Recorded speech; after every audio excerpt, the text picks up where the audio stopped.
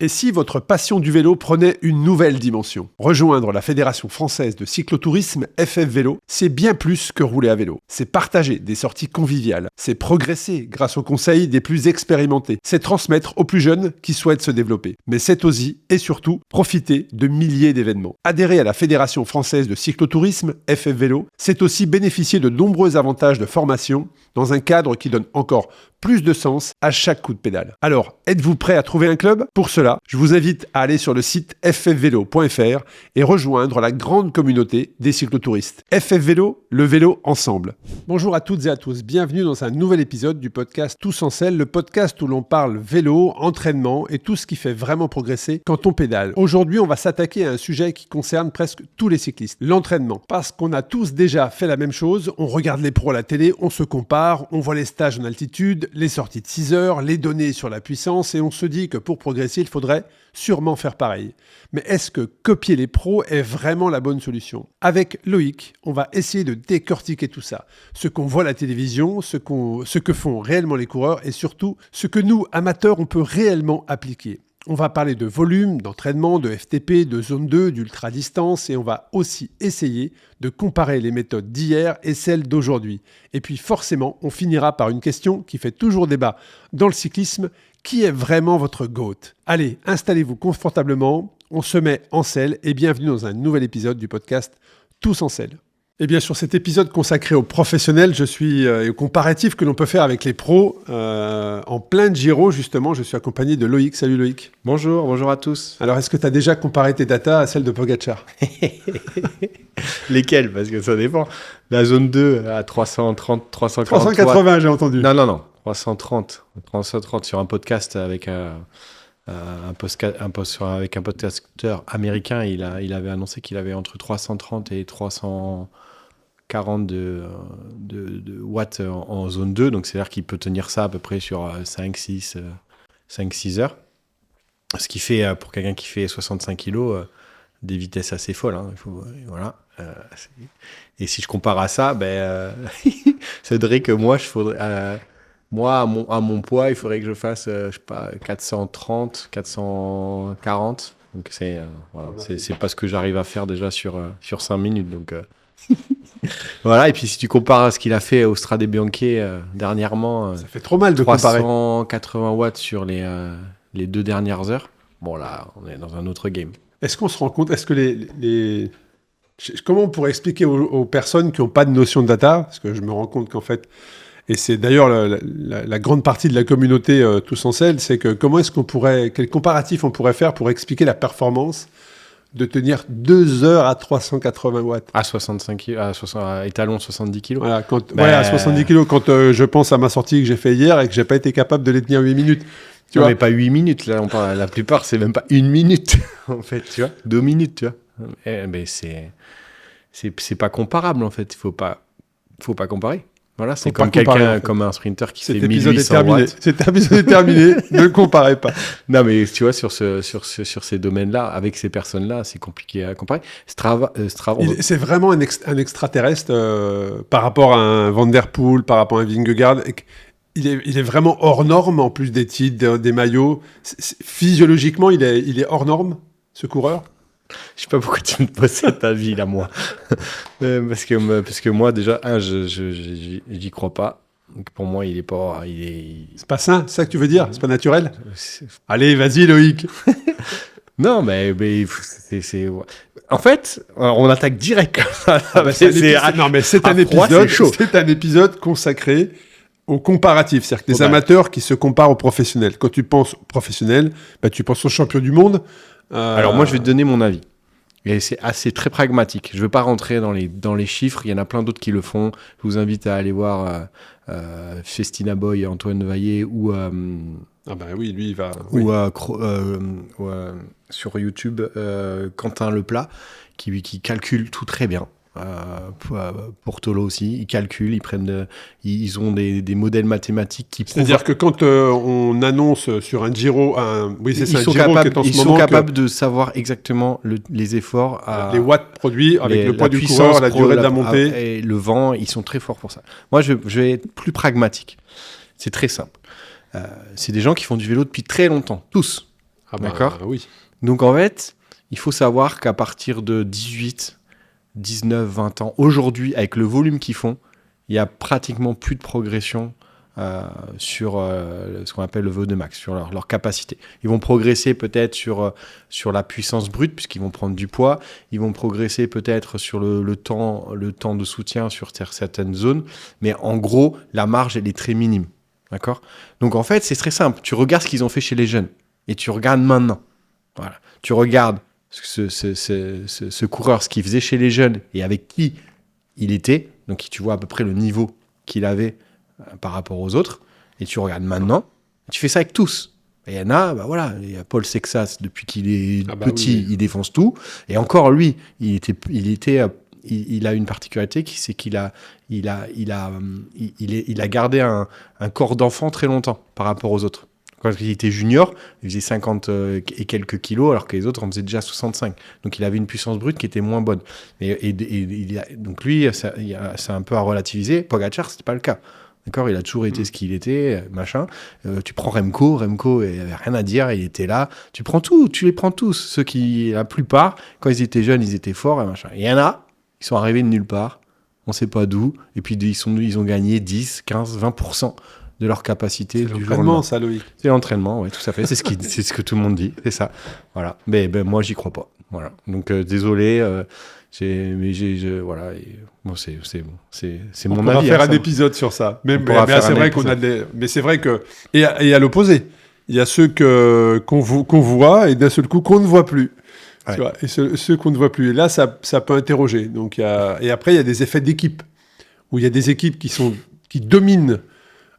Sur un début, une fin de saison ou un tour où tu les vois, et limite ils freinent pour pas gagner l'étape parce que sinon ils les gagneraient toutes. Et l'année suivante, tu les vois plus du tout, ils ont tous disparu. Et c'est une autre équipe qui en masse prend le relais. Je suis passionné de vélo depuis toujours et je suis même les jeunes, tu vois. Et tu vois, quand tu vois Wout ou Mathieu, ils sont là depuis qu'ils sont cadets. Ils dominent le monde depuis cadet. Remco, en cadet, et en junior deuxième année, il a commencé en junior en cadet deuxième année ou en junior première année. Il a commencé tard, il faisait du foot, il a fait le championnat d'Europe, il gagne avec 16 minutes d'avance. Voilà. 16 minutes d'avance. Non, mais voilà. Et les coureurs qui sont à l'époque avec lui, ils sont aujourd'hui aussi là. Donc voilà, et les écarts. Voilà. Enfin, bon. Moi, il y a des trucs que je comprends pas. Bon, on pourra faire un épisode, mais j'aimerais qu'on fasse un épisode consacré à ça, parce que là, il y a quand même si vous lisez entre les lignes, si vous écoutez entre les lignes, il y a quand même un sujet de page qui tourne, de page physique, de page mécanique. Ouais, en tout cas des choses qui sont pas naturelles, qui sont en plus et qui n'expliquent pas la progression. Voilà, moi j'aimerais faire sans parler de tous ces mots-là, il y a un truc qui se passe qui explique pas la progression. Bon, moi j'aimerais faire un épisode vraiment, mais avec, comme tu l'as dit, quelqu'un de très très très pointu, qui aurait des exemples très très très précis à nous donner, et on va travailler sur ça. Mais en tout cas, on est en plein Giro actuellement. Alors c'est vrai qu'on peut regarder le Giro et se dire, moi j'ai envie de progresser, je vais prendre le plan d'entraînement, je vais copier le matériel.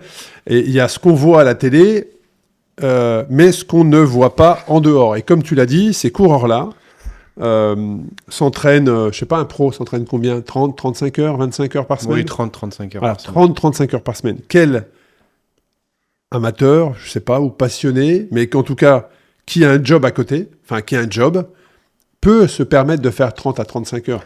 Est-ce que c'est j'ai lu un article dans l'équipe qu'il y avait une personne qui faisait ça, celui qui fait le plus de kilomètres en Europe ou dans le monde là. Mais il travaille pas. Voilà. Est-ce que c'est avoir une vie équilibrée mais il fait de 200, 300 km par jour, un truc comme ça. Mais tu l'as pas vu cet article ? Je l'ai pas vu, non. Okay. Non, je l'ai pas vu. Ouais. Mais pourquoi pas ? Alors, ces professionnels. On va dire tout monsieur, tout le monde, il fait entre 6 et 12 heures. Ouais, voilà. 12 heures déjà, c'est des gens qui font beaucoup. T'es en bonne forme physique. Ceux qui font 16, 18, 19, 20, il y en a beaucoup, c'est 1%. Et au-dessus de 20, ils travaillent pas. Oui, c'est ça. Ou s'ils travaillent, ils ont un niveau de responsabilité qui leur permet de faire pas mal de déléguer beaucoup et d'organiser leur emploi du temps comme ils veulent, avec une famille. Voilà. Intéressant. Ça, c'est ton expérience. Mais sur 6-12 heures, c'est la grande majorité. Ouais.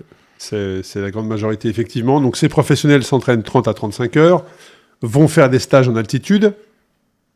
Alors moi, je l'ai fait, ça, des stages, mais j'étais étudiant et j'allais sur mes vacances, tu vois, donc j'étais pas dans la vie professionnelle. Est-ce que quand on est dans la vie professionnelle, on peut le faire? Des stages en altitude très programmés, bah, je pense que ça ne concerne qu'1%, comme tu le dis, des personnes. Ils ont des entraînements qui sont programmés et ils ont aussi une énorme expérience du roulage sur le vélo. Ils ont des physios, ils ont des kinés, ils sont massés hors compétition également, parce qu'ils ont un kiné qui bosse près de chez eux. Il y a des mécaniciens, il y a des analystes autour des datas. Donc, est-ce qu'on peut vraiment aujourd'hui se comparer à un professionnel? Probablement pas, mais si on devait se comparer avec un professionnel, ça serait sur quoi? Le matériel, peut-être? Tu vois, sur quoi on pourrait se comparer à un professionnel? Tu sais, on a fait un podcast sur la zone 2. Sur la zone 2, on a sorti un réel où j'explique que les pros font 90 à 95% de basse intensité, donc zone 1, zone 2, et 10 à 5% d'intensité. Donc c'est juste cette partie-là, ça a été balancé sur les réseaux, mais là, le nombre de messages que j'ai eu, c'est pas vrai, c'est n'importe quoi, si on fait que de la basse intensité, ça va pas. Donc parce qu'on se compare. Ouais. Donc moi, je parlais des professionnels qui ont un volume d'entraînement entre 30 et 35 heures. Évidemment, et on le dit très bien dans l'épisode, si tu as 6 à 10 heures à y consacrer, tu vas pas consacrer 90% de basse intensité parce que c'est proportionnellement, ça va pas te permettre de progresser. Alors on est tous d'accord sur ça, mais la comparaison, en fait, elle se fait pas sur la durée, les données brutes. Je prends un peu de recul et c'est sur la proportionnalité. Voilà. Donc sur la proportionnalité, il faut une majorité de basse intensité, une minorité de haute intensité, et on essaye d'équilibrer ça. Quand tu as 30 à 35 heures, évidemment, si tu faisais 20% de haute intensité sur 30-35 heures, ben, ce serait beaucoup trop, en fait. On va faire 6 heures de PMA par semaine. Voilà. Donc en fait, c'est juste cohérent. C'est juste pour expliquer que les proportions. Voilà. Ben voilà. Ça, c'est ce type de comparaison qu'il faut pas faire. Mais c'est vrai que je trouve que l'amateur passionné, même qui a du temps, parfois s'entraîne mal. C'est-à-dire que il a peut-être la possibilité de s'entraîner 15 heures par semaine, mais parfois, et surtout aujourd'hui maintenant avec les outils digitaux qu'on peut avoir, les vélos connectés en intérieur. D'ailleurs, j'ai eu la chance de tester un vélo Zwift lors de mon passage à Montréal il y a quelques mois chez les cycles Régis. Je les citerai, je les salue s'ils écoutent, parce que d'ailleurs j'en profite pour passer un petit bonjour à tous les auditrices et auditeurs québécois, canadiens qui nous écoutent, et j'ai été agréablement surpris. Ah, il y en a beaucoup, moi je reçois beaucoup de messages lors de mon passage au Salon du Vélo à Montréal en février dernier. De constater qu'il y avait énormément d'auditrices et d'auditeurs. Donc, on vous passe le bonjour, on pense à vous, vous êtes sortis du froid, là. Comment on dit bonjour en québécois? Salut. Non, mais ils n'ont pas une expression. Ils disent allô. Allô, voilà. Allô. Mais en tout cas, mais en tout cas, ouais, ils ont eu un hiver très très rude, et donc j'ai eu l'occasion, il faisait moins 15 quand je suis passé, donc autant dire, même si j'ai une maîtrise du froid, c'était un peu compliqué, et j'ai testé le vélo Zwift. Donc aujourd'hui, on est capable d'avoir des moyens de s'entraîner en intérieur et de faire 15 heures en semaine beaucoup plus facilement qu'il y a quelques années. Oh, ça, j'ai une anecdote. Mais alors attends, je termine et tu l'as dit après, retiens-la. Mais je suis convaincu qu'avec 8 heures très précis, très ciblé, on progresse plus que 15 heures sans plan d'entraînement. Tu vois ce que je veux dire? Oui, non, mais on progresse plus que... Non, pas forcément. Bah, je pense que si tu as 8 heures qui sont efficaces... Oui, que si tu faisais 15 heures... Que 15 heures sans savoir pourquoi tu fais 15 heures, en fait. Oui, okay. Tu vois ce que je veux dire? Et je trouve qu'il y a chez l'amateur, il y a ce mythe du... j'ai fait tant de kilomètres par... moi, je me souviens, quand j'étais à haut niveau, on disait, tiens, t'as fait tant de kilomètres. Il n'y avait pas d'heures ou de FTP ou de watts. C'était, t'as fait combien de kilomètres cette semaine? Ouais, et en fonction des kilomètres que tu donnais, sans savoir quelle était la qualité de ces kilomètres-là, on te disait, oh, toi, tu vas marcher. Ou, tu devrais plus rouler. J'ai entendu un podcast sur un de nos amis communs qui a interrogé et qui disait, et qui parlait comme ça, faire 9000, 12000... 15 moi aujourd'hui, je me suis jamais. En fait, c'est pas ça qui te donne aussi peu entraîné. C'est la proportion. Tu vois, on prend un exemple. Celui qui a gagné d'ailleurs Race Cross France cette année. Jonas. Combien il a de kilomètres? Pas beaucoup, je pense. Bah non. Il a pris le départ avec 8 moins de 6000. Ouais, donc. Alors qu'il y en a plein qui devaient être à 15 ou 16. 15, c'est vraiment beaucoup. Hein. Ouais, là, mais j'en connais, hein, je te le dis. Moi, j'ai pris les US à 12 000 au mois de Ouais. juin. Enfin, à peu près la même période, 12 000. Et je peux te dire que t'as pas de vie sociale. Là, c'est quand tu bosses, là, c'est compliqué. Bah, voilà, tout ça pour dire que c'est une question de proportion. C'est pas une question de quantité. C'est comment j'organise mon volume et la proportion que je mets de haute intensité, de basse intensité. Et cette proportion, elle est individuelle donc, et temporelle en fonction du contexte. Donc, c'est vrai qu'il y a quelques temps, les amateurs comparaient toujours les kilomètres. Tu fais combien de kilomètres à l'année, tu vois? On pose souvent la question. Tu vois, c'est un peu comme quand deux cyclistes se rencontrent avec les vélos. Qu'est-ce qu'ils font? Bah, ils prennent le vélo de l'autre, ils le pèsent, tu vois. Ouais, c'est ça. Ah ouais, il est léger, tu vois. Ouah, il est lourd. Bah, c'est un peu comme ça. C'est-à-dire qu'aujourd'hui, t'es à combien de kilomètres ou tu fais combien de kilomètres à l'année? Comme si ça te donnait un indicateur. Mais moi, je connais des gens qui font 30 000 kilomètres à l'année, mais qui avancent pas dans une bosse, tu vois. Ouais. Parce qu'ils ont un plan d'entraînement ou ils en ont pas, qui est mal structuré. Et aujourd'hui, j'ai l'impression que si on se compare aux professionnels, c'est la FTP.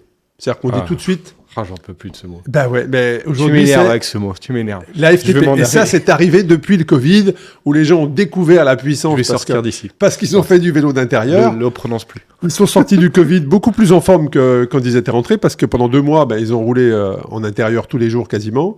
Et ils ont découvert la relation au watt et la FTP. Donc, Sachant pas savoir à quoi ça correspond. exactement. Tu vois, on parlait de la FTP de Pogacar tout à l'heure. Les gens savent même pas combien ils pèsent. Enfin, je veux dire, la FTP a un lien avec le poids, mais je trouve que la Et un FTP lien aussi avec aujourd'hui, une durée d'effort, enfin un type d'effort Un qui est type particulier et qui correspond à un type de coureur. Tu vois, si tu demandes à un sprinter et tu compares à un sprinter, enfin tu vois, le vélo c'est un sport de stratégie. Hein, c'est en gros, hein, si on fait une course oui, de vélo, oui, c'est quel que celui soit. qui s'économise le plus, qui se donne le plus de chances de réussir à battre c'est les celui autres. qui gère le mieux son réservoir Voilà, d'énergie. voilà. Moi, je le vois comme Donc- ça. Mais donc- oui. et donc avoir une grosse FTP, c'est pas une garantie de ce type Non. de respecter. Un sprinter, tu vois, et lui, il faut qu'il donne tout sur la fin et il pourra très bien battre quelqu'un qui est beaucoup plus fort en FTP. La FTP, on va dire, c'est devenu une valeur Un classement. Une valeur de classement par rapport à machin, un truc. Mais en fait, ça dépend. D'autant vois. plus si tu te compares à un professionnel. Ben, C'est- d'autant lui a du plus. temps, Et en plus, souvent, et tu le tu fais vis sans encadré. comparer, sans rapporter au poids. Tu vois. Oui. Donc, ça n'a encore aucun sens. Quand vous lisez les articles sur les puissances des coureurs du Tour de France, au Giro, enfin, toutes les courses, les professionnels, 99 fois sur 100, ces puissances sont rapportées à un poids étalon pour pouvoir comparer les performances de chacun. D'accord ? Mais c'est pas les valeurs brutes. Je dirais qu'il y a... Alors, c'est vrai que la FTP, aujourd'hui, c'est devenu une référence. On est d'accord pour dire que c'est une énorme erreur que les amateurs, même passionnés, même qui ont du temps, même de haut niveau, de se comparer à la FTP d'un coureur professionnel. Tu es d'accord avec moi? Je Oui. pense que voilà, c'est une erreur. Mais est-ce que la seule manière où on pourrait se comparer, c'est le matériel quelque part? Parce que c'est vrai que tu disais la dernière fois que tu avais beaucoup de tes clients qui étaient chefs d'entreprise. Et aujourd'hui, on le voit, on a beaucoup d'amateurs, ce qui n'était pas le cas il y a plusieurs années de cela, où tu avais vraiment du matériel que les professionnels avaient accès et auquel les amateurs n'avaient pas accès. Ouais. Aujourd'hui, tu peux avoir le vélo de Pogacar, Ah oui, complètement. J'ai des clients qui ont le vélo de Pogacar. tu peux avoir le vélo de Vingegaard, Oui, tu peux avoir le vélo aussi de complètement. des équipes les moins bien classées, qui ont du matériel forcément qui n'est pas de dernière technologie, mais aujourd'hui, c'est possible. Maintenant, moi, des vélos comme ça, j'ai jamais trouvé le bouton pour rouler à 60 sur le plat encore. Comme dit, tu connais un peu le basket? Un petit Tu peu. connais Laurent Ciara? Oui. Ancien joueur d'équipe de France de basket dans les années pour les JO de Sydney. Il dit, tu ne feras pas d'un dauphin un requin.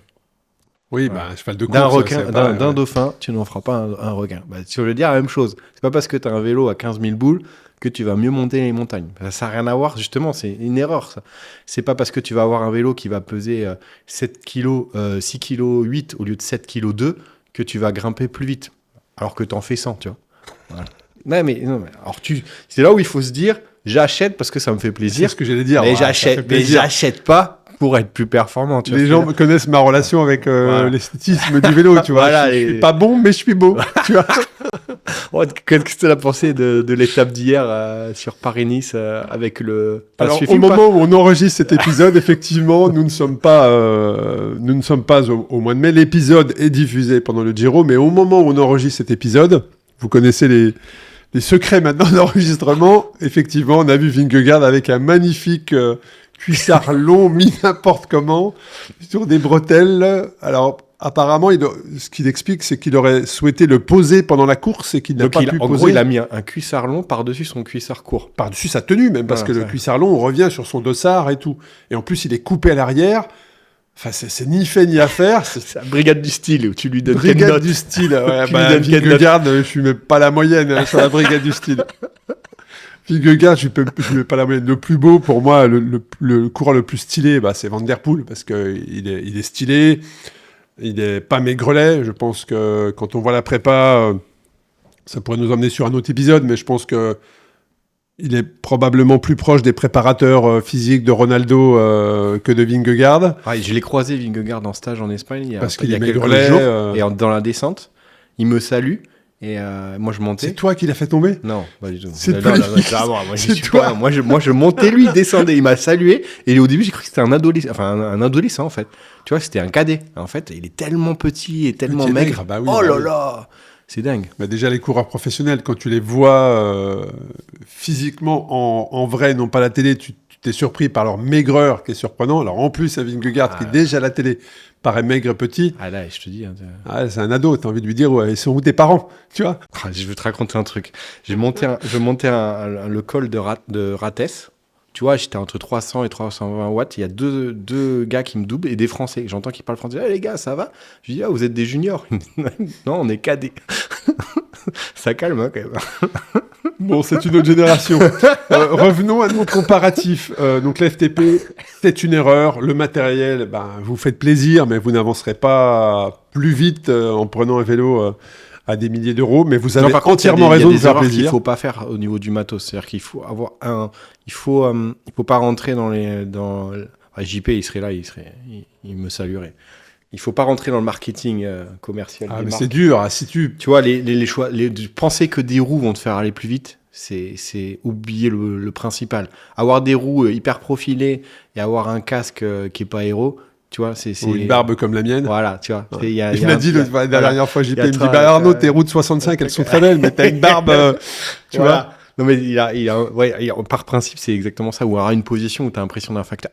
Le nombre de gens qui se mettent au vélo aujourd'hui, c'est incroyable. À Bordeaux, je te promets, le week-end, c'est plein, en 10 ans, c'est devenu, je sais pas comment c'est à Lyon, mais c'est devenu incroyable. Mais le nombre, moi, je prends mon vélo où je prends quand je suis en voiture et que je croise des gens, le nombre de gens qui sont posés n'importe comment sur un vélo, ça fait mal au cœur. Des fois, tu vois des gens avec des vélos à 8 000, 9 000 euros pour aller plus vite. Mais en fait, déjà, tu vas chercher... C'est dur de trouver... Si pour aller chercher le pain à la boulangerie, c'est une position peut-être adaptée, plus confortable. Par contre, pour aller vite sur un vélo, c'est pas trop. Et donc, en fait... Non, mais sans forcément aller vite, mais juste avoir une bonne position... Ouais. Alors après, tu as la position et JP, on en parle souvent. Est-ce que c'est le confort ou est-ce que c'est la performance ? Le confort fait la performance, mais parfois, tu prends un vélo de chrono. Alors même si aujourd'hui, les positions sont bien plus confortables qu'avant, tu peux te permettre de supporter une position. Tu vois, si on compare entre les professionnels, là aussi, on parle que de la route, mais si on parlait du chrono, par exemple, aujourd'hui, tu pourrais supporter une position qui n'est pas très agréable sur un chrono, parce que tu sais que c'est court. Et ça va surtout optimiser ta puissance, la libération de ta puissance. Alors que sur un vélo de route, certains, tu prends, comment s'appelle le coureur de F Éducation, là, qui était avant la Quick Step, qui a un drop, mais qui est énorme entre la selle et son guidon. Le champion du Danemark, je l'ai plus en tête.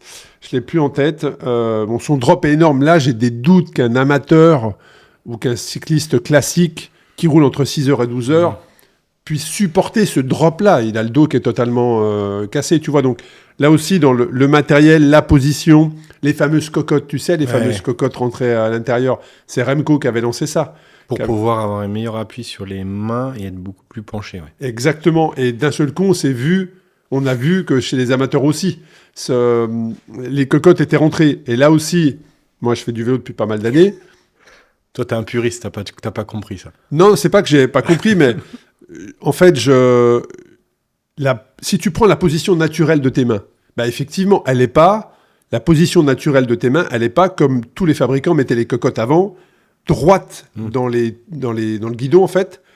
Ça veut dire que là, tu casses tes poignets. La position naturelle des poignets, elle serait effectivement les cocottes légèrement rentrées à l'intérieur. Moi, c'est en tout cas comme ça. Mais lui, il les rentre avant parce qu'il Mais met lui, il les les mains comme ça. rentrait vraiment de manière Oui, mais parce qu'il met pas les exagérée. mains comme ça, il met les mains comme ça. Exactement, pour une Donc question donc ça lui permet de donner plus de puissance. Bah, en fait, si tu fais comme ça, D'aérodynamisme comme ça également. te permet de reprocher les bras, en fait.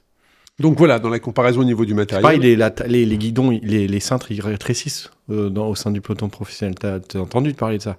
Oui, Pour pouvoir se mouvoir plus facilement dans le peloton. Ouais, Et deux, pour pouvoir être plus aéro. Oui, mais ce qui génère aussi beaucoup de chutes. C'est-à-dire que D'accord. raison pour laquelle il y a beaucoup Oui, mais de chutes... du coup, les amateurs, ils commencent à copier ça, tu vois. Bah ouais, mais là, vous pouvez plus du tout manier votre vélo, quoi. Enfin, quand tu vois certains...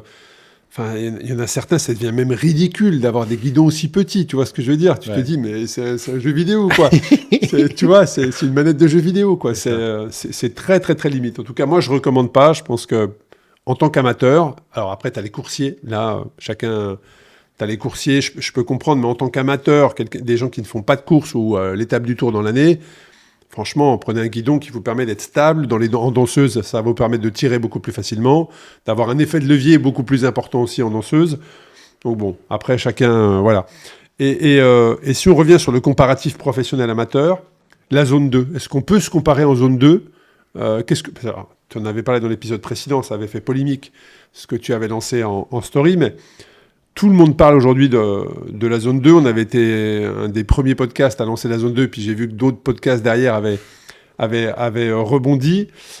Certains très visibles, d'autres moins visibles, mais en tout cas, la zone 2 s'est mise à avoir de la visibilité. Est-ce que les professionnels font de la zone 2?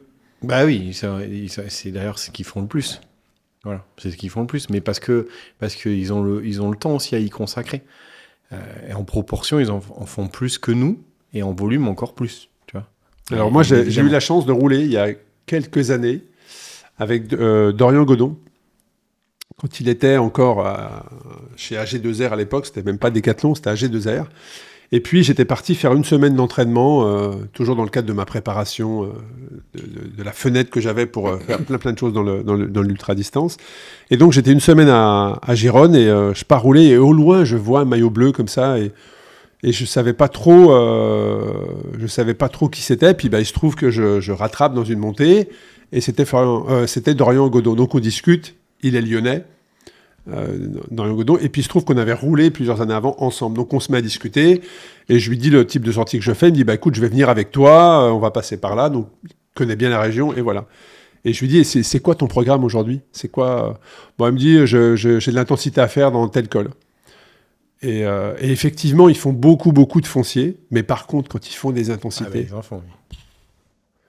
Pour nous, elles sont intenables. C'est là que tu vois la différence, en fait. Oui, même à rouler à basse intensité, ils sont. Oui, alors. Non, mais tu t'imagines quand ils roulent à 300 watts, Pogacar avec 65 kilos. Oui. 300, c'est sur du plat et il va à 40 à l'heure. Hein. Oui, mais je dirais que pour un amateur bien entraîné, sur le plat, quand un coureur professionnel enroule son braquet... Tu suis dans la roue. Ouais, tu peux... Tu peux suivre, oui. Ouais, mais pas sur 5 heures. Mais peut-être pas sur 5 heures, mais en tout cas, t'es pas dans le rouge, quoi. Tu vois ce que je veux dire? Par contre, dès que ces coureurs-là se mettent à faire de l'intensité, là, tu comprends. Tu comprends la différence. Oui, tu peux pas. Et justement, si on compare... Là, on parlait de la zone 2... qui est plus élevé, bien évidemment, que pour un amateur qu'un professionnel. Mais si on parle de l'intensité, comment tu pourrais expliquer l'intensité que font les professionnels qui, pour un amateur, n'est pas tenable? C'est quoi? C'est dans la durée? C'est dans la répétition? C'est dans les watts produits déjà, c'est dans la puissance brute, qui est souvent plus élevée, dans la puissance brute à équivalent de poids. Donc ça, et après, c'est surtout dans la durée. C'est-à-dire que toi, tu vois, par exemple, si tu fais un 30-15, tu vas faire 2 x 12 x 30-15, déjà, c'est pas mal, tu vois. Déjà, il n'y en a pas beaucoup d'amateurs qui arrivent à faire ça, qui ne font pas de compétition. Ceux qui font des compétitions, ils y arrivent, mais bon, c'est plus complexe. Mais eux, ils peuvent te faire ça. Donc ça va représenter à peu près 20 minutes d'effort, mais eux, ils peuvent faire ce type d'effort de PMA sur 1 heure. Tu vois. Genre, j'avais lu un article, Tom Boonen, quand il préparait le Paris-Roubaix, il faisait, il faisait de la PMA, donc le travail de haute intensité, selon la méthode Jiménez. Donc, je sais pas si Bien sûr, je l'ai fait sur Zwift, la méthode Jiménez. Ouais. Donc, c'est 1 minute à PMA, 4 minutes juste au niveau, en dessous du seuil lactique, juste à ce niveau-là. Et tu fais ça, donc déjà quand on fait... donc ça fait... c'est des belles séances. Déjà, quand on fait 8 séries, et ben en fait, lui, il faisait 4 heures de vélo et il se tapait pratiquement 2 heures de gymnase en consécutif après. Voilà. Est-ce que on parle de comparatif, cet épisode consacré à est-ce qu'on peut se comparer à des professionnels ou pas en tant qu'amateur et pourquoi le faire et quand est-ce qu'on peut le faire ou quand est-ce qu'on peut pas le faire. Est-ce que les datas n'ont pas un peu révolutionné les choses? C'est-à-dire qu'avant que les datas arrivent, on se comparait sur quoi? Les kilomètres dans la semaine. On ne pouvait même pas dire ton cardio, tu vois, parce que... Non, mais c'était les kilomètres dans la semaine. Et les heures de selle. Voilà. Ça n'avait pas trop de... Les heures de selle. Aujourd'hui, tu as les watts... Enfin, tu as une tas de data aujourd'hui qui te permettrait de faire des comparatifs. Pour autant, est-ce que... tu vois, le matériel, avant, on ne pouvait pas avoir accès au même matériel que les professionnels peuvent avoir. Aujourd'hui, on peut avoir, comme je l'ai dit, le même vélo, mais est-ce que vraiment il y a des éléments sur lesquels on pourrait se permettre de se comparer? Et est-ce qu'il y a d'autres éléments sur lesquels ça ne sert à rien de se comparer, selon toi? Sur quoi un amateur pourrait se comparer? Et sur quoi il ne faut surtout pas se comparer? Sur le volume, déjà. C'est inutile de se comparer parce que le temps disponible n'est pas le même. Puis sur les puissances, te comparer à quelqu'un du World Tour, ça n'a vraiment pas vraiment d'intérêt en fait. Parce que de toute façon, c'est des gens... Ouais, c'est un autre monde.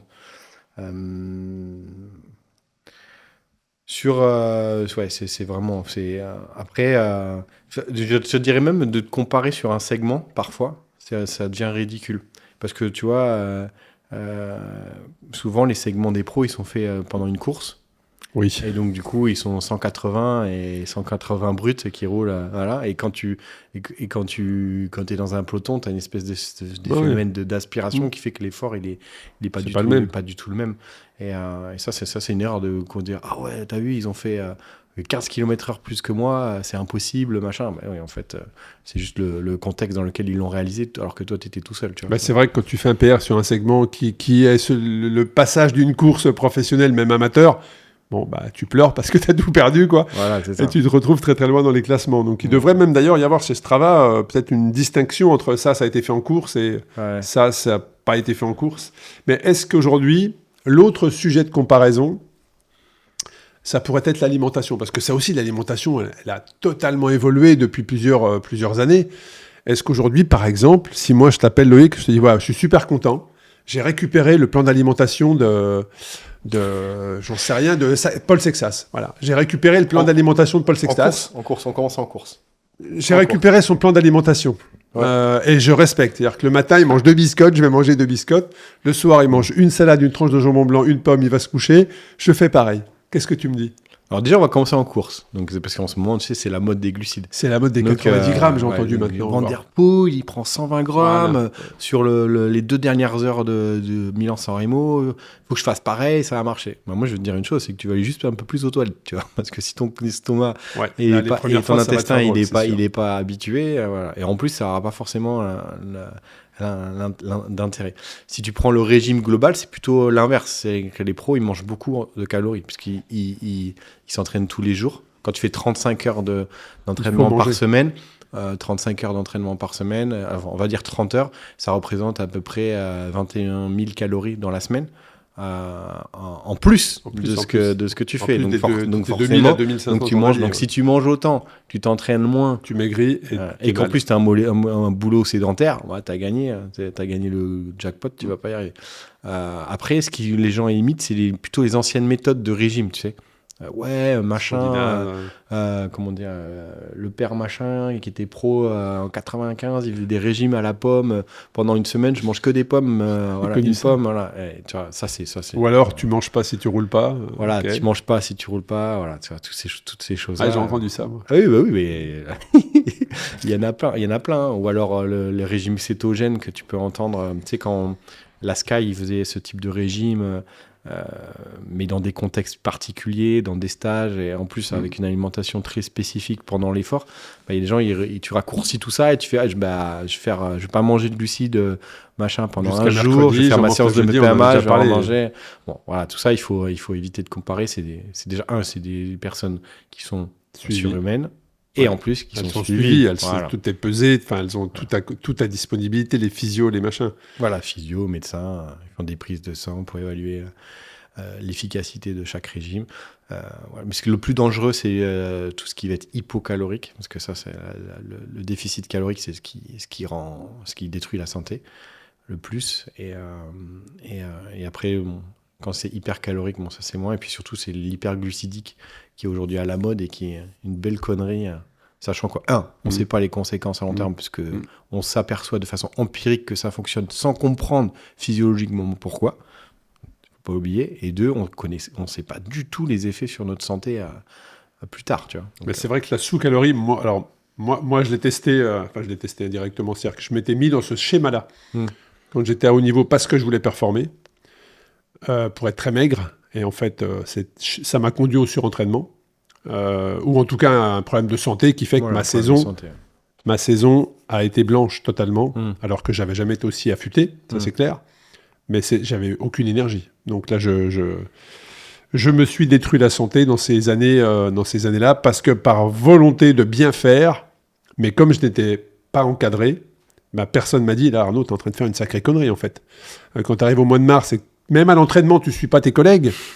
C'est-à-dire que même à l'entraînement, je faisais demi-tour, parce qu'en fait, au bout d'une demi-heure, j'étais rincé. Tu vois, là, il y a quand même un gros problème. Donc sur l'alimentation, là aussi, ne vous comparez pas parce que vous n'êtes pas professionnel. Eux ont du temps, ont des physios, ont des nutritionnistes, savent précisément comment leur corps fonctionne, de quoi il a besoin. Et tout ça, ça nécessite des moyens financiers, des études. Un autre point où il ne faut pas se comparer, c'est les méthodes d'entraînement. Et les méthodes d'entraînement, qui aujourd'hui ont vachement évolué. Alors, également depuis. Un truc qui devient la mode, c'est le stage. D'accord ? Le stage, ouais. Stage de début de saison. Non, alors, sans parler d'altitude. Ça a toujours existé, le stage en début de saison. Oui, mais aujourd'hui, c'est devenu à la mode. C'est-à-dire que tout le monde fait des stages. Tu regardes, j'étais dans le sud de l'Espagne, dans la région de Calpe. Mais il y a 10 ans, j'y allais. Il y a 10 ans aujourd'hui, ça n'a rien à voir.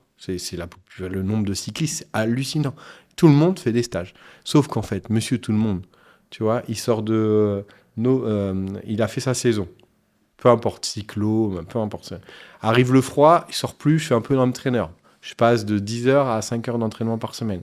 Puis tu as décembre où il y a les fêtes. Voilà, les fêtes, je mange et puis surtout je bois. Je reprends mon truc en janvier, février, stage.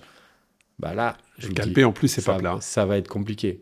Ça va être compliqué parce que vous allez être avec les copains et que ça va vous tirer la bourre pendant 7 jours et que vous allez vous taper... parce que c'est un stage, tu n'es pas venu pour rien faire. Tu vas faire 3 heures de vélo.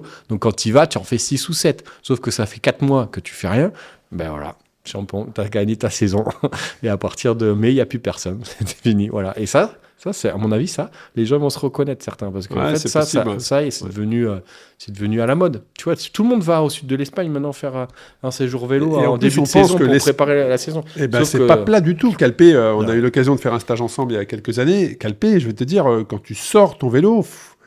faut arriver déjà avec une certaine condition physique. Alors certes, tu vas croiser des pros. Vingegaard, moi je me souviens, on avait croisé Remco. Il y a aussi Van Der Poel qui habite là-bas d'ailleurs et qui s'entraîne là-bas. C'est pas plat du tout en fait. Si t'as pas un minimum de conditions physiques, t'es dans le dur, mais au bout de 5 km. Exactement. Donc il faut déjà arriver préparé. Donc là aussi, ne vous comparez pas avec les professionnels. Donc ça, c'est les méthodes d'entraînement modernes qu'il faut adapter. Tu vois, quand tu pars en Espagne pour faire un stage, tu l'adaptes à ton niveau. D'accord, c'est pas la peine d'aller te tuer tous les jours parce que tu es là-bas. Voilà. Tu vois, là, moi j'y étais. Quand il pleuvait, on a fait 2 heures, on s'adapte, on fait d'autres choses, on va plus doucement, on encadre de façon que tout le monde puisse faire réaliser les choses sans. extrême fatigue. Et si on se compare aux professionnels, Loïc, c'est qui pour toi le cycliste pro, le GOAT, tu vois, la référence des références, tu vois? Est-ce que tu es de cette génération où pour toi Pogačar il est encore plus grand que Merckx? Est-ce que tu es de la génération d'Hinault, de Merckx, c'est qui le plus grand cycliste pour toi qui est le plus impressionnant? C'est pas forcément celui qui gagne tout actuellement, mais par sa classe, par ses qualités, par l'image qu'il dégage. Tu vois, on parlait de Van Der Poel, bon, bah, certes, c'est un grand champion, mais on le voit très peu sur les réseaux, très peu en interview. Peut-être que ce mec est pas sympa, finalement, à côté. J'en sais rien. Alors qu'à côté, un Pogačar, lui, c'est un clown. Il fait des saltos dans la piscine des jours de repos du Tour. Tu vois, c'est qui, pour toi, la référence aujourd'hui des cyclistes professionnels? Dans l'histoire du vélo. J'en sais rien, aujourd'hui, où tu vas nous justifier tout ça, tu vas nous donner des arguments. Ouais, toi aussi, tu vas me dire. Alors, moi, j'ai commencé le vélo dans les années 90, et mon modèle, c'était Miguel Indurain. Mais maintenant, c'est vrai qu'avec le recul, tu te dis, bon, voilà. Tu vois, qu'est-ce que tu dis? Bah, tu te dis, un mec de 90 kilos qui fout la branlée à des mecs de 55 sur l'école. Les mains dans le creux du cintre. Bon, ok, c'était peut-être pas le bon modèle, tu vois. Bon, mais bon, voilà, tu vois, j'aurais aimé m'identifier à lui. Et la dernière fois, j'ai été roulé, il m'a dit, tu vois, t'aurais fait du vélo dans les années 90 en pro, t'avais ta chance, tu vois. Oui, c'est vrai. Voilà, mais maintenant c'est fini, tu vois. Non, blague à part. Aujourd'hui, pour moi, le coureur de tous les temps, le GOAT du GOAT, c'est Mathieu. Et je vais argumenter. Vas-y, on t'écoute. Parce que au-delà de ses qualités physiques, ses qualités techniques sont hors normes. Parce qu'on peut dire tout ce que tu veux. Mais quand tu arrives dans le carrefour de l'Arbre à 60 à l'heure et que tu es le seul à pas freiner dans le virage, que tu es le seul, c'est pas des peintres derrière, hein, c'est des mecs, tu vois. Quand tu vois Tom Pidcock, quand il descend le galibier, tu te dis, bah déjà, le mec, il est fou. Mais le mec, il est plus fort que ces fous-là. Il arrive là, il freine pas, il passe à ça du truc, il te dit, de toute façon, je maîtrise, j'ai fait exprès. Bah, tu vois, il a tout gagné. Prends son palmarès. C'est le mec, si tu enlèves Pogačar, quand il est sur une course, il fait les top 5, quoi qu'il arrive. C'est assez hallucinant. Et puis, il est gentil. C'est le fils de notre héros national, Raymond Poulidor, le petit-fils de notre héros national, Raymond Poulidor. Et il est fort partout. C'est le seul qui serait capable d'être champion du monde VTT, cyclocross, route, dans la même année. C'est le seul, en fait, qui serait capable de le faire. Oui, je pense, je suis d'accord avec toi. Ouais, je suis d'accord. Il est intelligent. Il court toujours avec une précision. Enfin, stratégiquement, il vient jamais pour faire 20e. Voilà. Hein. Ça, c'est quand il court. Tu vois, là, les Stradé Bianchi, ils étaient trop difficiles. Il n'est pas venu. Il sait. Il a gagné la deuxième étape de Tirreno. De Tirreno, voilà. Il est. Enfin, voilà. C'est pour moi le coureur qui a le plus beau palmarès en termes de diversité. Voilà, tu vois, un nombre de monuments, oui, ça c'est sûr. Voilà. Mais c'est pas un coureur de grand tour. Donc tu vois, il y en a qui diront, bah non, il a pas gagné un grand tour. Mais le vélo, ça se résume pas qu'au grand tour, tu vois. Sachant qu'en plus les grands tours, voilà, c'est quand même des coureurs très typés montagne. Voilà. Lui, il gagnera peut-être jamais une étape sur le Galibier. Mais il est, enfin, voilà, moi le GOAT c'est celui qui fait rêver, tu vois. Et lui, il me fait bien plus rêver que. En tout cas, voilà, pour moi, c'est de tous les temps. Et pourtant, tu vois, si on reprend, il y en a plein. Hein. Bernard Hinault, Laurent Fignon, même avant, Louison Bobet, Anquetil, Merckx. Jackie Durand. Jackie Durand. Non, mais tu vois ce que je veux dire, il y en a plein, tu vois. Mais je suis sûr que Steve Chenel, il serait d'accord avec moi. Steve Chenel, voilà, probablement. Il serait d'accord avec moi sur ça. C'est le mec, je sais pas, il a cette étincelle. C'est un peu comme au basket. Le GOAT, c'est qui? LeBron James, Jordan, mais il y en a qui mettent Kobe et il y en a qui mettent Stephen Curry. Mais pour moi, le GOAT, celui qui a révolutionné le basket, c'est Jordan. En fait, si, l'industrie du basket, il pas que le basket. Mais les règles du basket ont changé. C'est un podcast sur le basket. Hein. Non, mais c'est Stephen Curry. Mais pour moi, là, c'est la même chose. Van Der Poel, c'est Stephen Curry du vélo. Ouais, c'est des artistes. Voilà. Et ils ont changé leur sport. Ouais, alors mais Pogačar, avec toi, mais Pogačar, il fait ce qu'il fait. Je trouve un peu trop antipathique Van Der Poel. C'est-à-dire que Ouais, parce que Alors après, parce que peut-être c'est une pour moi, culture néerlandaise, tu vois. Ah voilà. oui, c'est sûr. Oui, Tu vois ce que je veux dire, oui. c'est sa culture qui tu vois.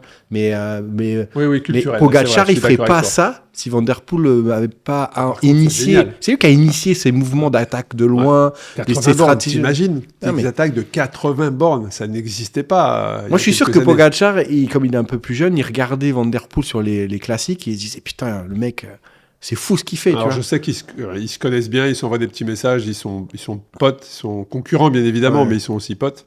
Mais tu vois, Ça a desservi probablement Vingegaard et d'autres coureurs dans les finales d'ailleurs, parce qu'ils se connaissent tous les deux, donc ils se parlent aussi. Mais moi, je suis pas. Moi, je vais répondre à la question, mais il n'y a pas de coureur professionnel qui m'impressionne. Alors, ce qu'ils font, c'est extraordinaire, mais disons que je suis toujours dans la retenue, ayant été à haut niveau et ayant vu des choses. Ouais, moi, je suis plus impressionné par les monsieur et madame tout le monde qui se font les 2500 km et que je vois arriver, et c'est le projet. Ils ont roulé des centaines de kilomètres par jour. Et ben ça m'impressionne, tu vois, parce qu'ils ont réussi à se donner les moyens et à faire, tu vois, comme sur la RAF, les premiers font 700 bornes par jour, 700 bornes sur 24 heures. Ça m'impressionne. Tu vois. Ouais. Ça m'impressionne et je me dis, waouh, les gens se rendent pas compte, 700 bornes par jour. Mais par contre, le niveau professionnalisme, alors, je suis un passionné de vélo, donc je le regarde, c'est beau, mais il y a toujours un truc derrière que je sais qu'on saura pas, tu vois. Donc, ça me... Voilà, pour moi, il n'y a pas de... Mais tu disais le plus beau, c'était Mathieu. Ah, sur le vélo, oui, la classe. Ouais. Ouais, la classe. Le plus complet, c'est qui? Il me fait penser à un Jérémy Dérangère que j'ai bien connu, certains l'ont peut-être connu d'ailleurs, avec qui je m'entraînais quand j'étais à haut niveau, parce qu'on était tous les deux originaires de la même ville, et on faisait nos études. Moi, je faisais mes études au Creusot, en Saône-et-Loire, et Jérémy Dérangère, qui était licencié à Créteil, Aubervilliers, et qui était dans les chambres pour passer professionnel. Il était en équipe de France amateur, et on s'entraînait ensemble, et lui, il avait la classe, tu vois. Il avait la classe, et après, il aurait pu passer pro, il est allé au SCO Dijon, et là, il a tout gagné chez les amateurs. Et ce mec-là avait la classe sur le vélo. Un Van Der Poel, pour moi, il a quand tu vois un peloton, tu vois ce mec, tu vois, il a la classe sur le vélo. Après, Pogacar, bien évidemment, ce qu'il fait, c'est impressionnant, mais en même temps, il y a quand même beaucoup de... Ça reste tellement impressionnant que... Tactiquement. Enfin, tu vois, quand tu pars à 80 km et que tu fais ça à chaque truc et que personne ne te suit, il n'y a rien en fait. C'est-à-dire que tu es juste plus fort. Un cadet fait ça. Quand les cadets dominent, tu as couru en cadet. Oui. Tu sais, avec les décalages. Pas couru en cadet, mais... Il y a des décalages de physique. Oui. Tu vois, mon frère, en cadet, il faisait 1m90. Et il avait 16 ans, il faisait au-dessus 90 du kilos. C'est sûr qu'il y avait il partait, il n'y a personne qui suivait. Je pense que même les mecs, quand ils savent qu'il est au départ... Il n'y a rien d'extraordinaire dans ce qu'il fait. C'est comme un Van Der Poel, quand il part, dès qu'il prend 20-30 secondes... tu sais qu'il va finir à 1 minute 20 à l'arrivée et que tu ne reviendras pas. C'est pas exactement comme ça. Quand il le fait dans certaines conditions. Puis des fois, il a été capable d'attendre derrière. Enfin, il y a une part. Moi, voilà. Justement, comme tu l'as dit, c'est pas des peintres. Et quand il y a un tel écart... Là, tu l'as vu sur l'étape de Tirreno. Sur la montée où il commence à faire craquer tout le monde, tu regardes derrière, ils tombent tous dans le virage qui monte. T'as le mec de la Jumbo, il glisse, il fait tomber tout le monde. C'est le seul qui passe... comme une fois le Koppenberg, ça a été le seul à le monter à pied. pied. Oui, quand il pleuvait. Tu les vois, les mecs, ils montaient à pied, le mec, et là, tu peux faire ce que tu veux. Il y a une puissance. Non, mais c'est pas qu'une puissance. Justement, si tu es trop puissant, tu glisses de l'arrière. C'est une agilité sur le vélo et une coordination de sa puissance avec cette agilité qui est hors norme. C'est hors norme. Écoute, moi, je trouve effectivement... Je suis impressionné par Pogacar. Je trouve Van Der Poel beau sur un vélo, mais aussi d'un palmarès qui est... Moi, j'adore regarder des Milan-San Remo parce que ça va être une bataille incroyable. Les Flandriennes, enfin les classiques, c'est magnifique à regarder. Ouais. Mais pas pour autant, je les trouve impressionnés par leur performance. C'est beau ce qu'ils font, mais c'est l'industrie du cycle. Il y a du marketing, il y a d'autres choses derrière qui font que... Et moi, je suis... plus impressionné par ces amateurs qui ont un job et qui font 2500 bornes en 6 jours, 7 jours, 8 jours. Donc voilà. Et en tout cas, pourquoi pas creuser ces sujets du professionnalisme dans un autre épisode. Je te remercie pour cet échange, Loïc. Et puis à bientôt pour un prochain épisode. À très vite. S'il y a une idée à retenir de cette discussion, c'est peut-être celle-ci. Regarder les pros peut inspirer, mais ce n'est pas forcément la meilleure façon de s'entraîner. Parce que derrière ce qu'on voit à la télé, il y a des années de construction, d'entraînement, du volume énorme et une réalité qui est très loin de celle de la plupart des cyclistes. L'important finalement, c'est peut-être de trouver l'entraînement qui correspond à son temps, à son objectif et au plaisir que l'on peut prendre sur le vélo. Merci d'avoir passé ce moment avec nous. Si cet épisode vous a plu, n'hésitez pas à le partager et je vous donne rendez-vous très prochainement pour un nouvel épisode du podcast Tous en selle. Merci.